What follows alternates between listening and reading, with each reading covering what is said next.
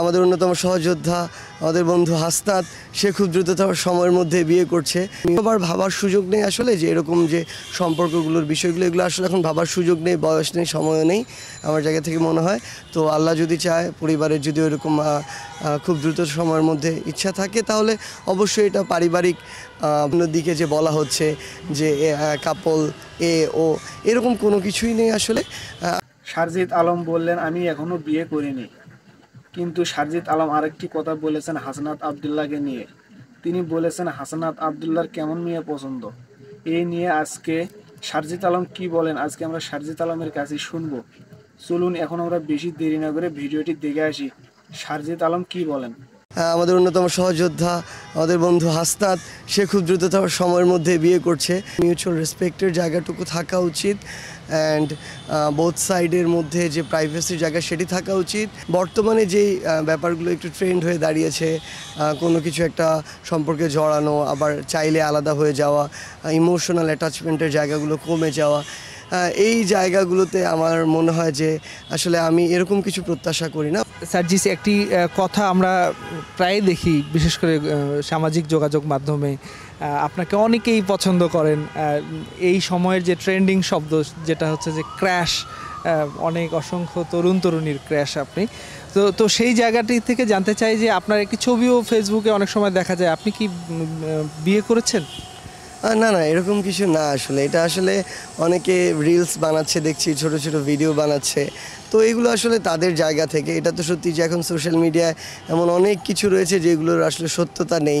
তো এরকম কোনো কিছুই নয় আসলে। আমার আব্বু আম্মু এইসব যখন ছবি ভিডিও দেখে তারা অবাক হয় যে তাদের ছেলের বিয়ে হয়ে গিয়েছে, তারা জানে না। সো এরকম আসলে এগুলোর কোনো সত্যতা নেই।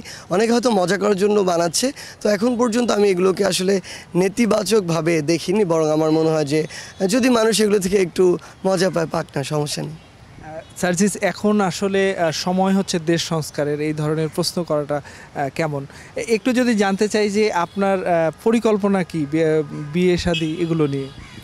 ও আচ্ছা, এটা তো আসলে আমরা আমাদের জায়গা থেকে যে বলি যে জন্ম, মৃত্যু, বিয়ে এগুলো হচ্ছে সৃষ্টিকর্তা কর্তৃক আসলে ঠিক করা থাকে। সেই জায়গা থেকে অবশ্যই যখন আল্লাহ চাইবেন বা পারিবারিকভাবে বাবা মা থেকে চাইবেন তখন হবে। এখন হয়তো 26 শেষ হয়েছে, 27 চলছে, হয়তো দ্রুত সময়ের মধ্যেও হতে পারে, আবার একটু লেটও হতে পারে। এটা তো আসলে ফিক্সড করে বলা যায় না। তবে আমাদের অন্যতম সহযোদ্ধা আমাদের বন্ধু হাসনাত সে খুব দ্রুততম সময়ের মধ্যে বিয়ে করছে। সো এই ক্যাটাগরিতে আসলে আমি একাই পড়ে যাচ্ছি, সিঙ্গেল ক্যাটাগরিতে। তো এই বিষয়ে আসলে দেখা যাক কত দ্রুত সময়ের মধ্যে কি করা যায়।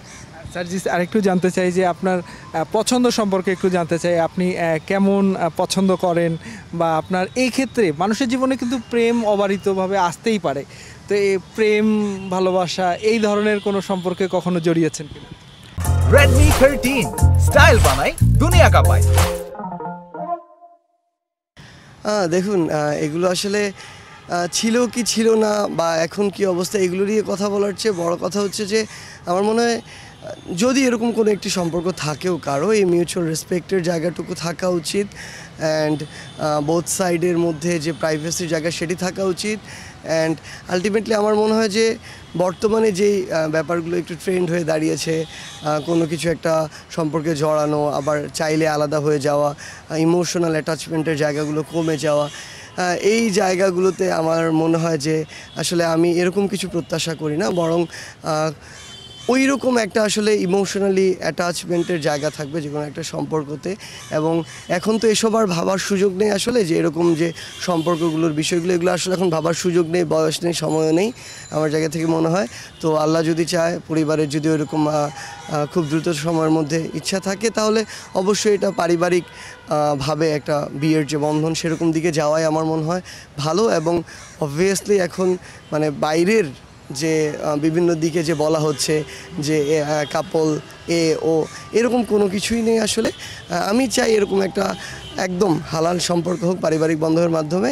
অ্যান্ড আমি বিশ্বাস করি যে হালাল সম্পর্কের মধ্যেই ওই যে শান্তিটি বা সৃষ্টিকর্তার পক্ষ থেকে যে বরকত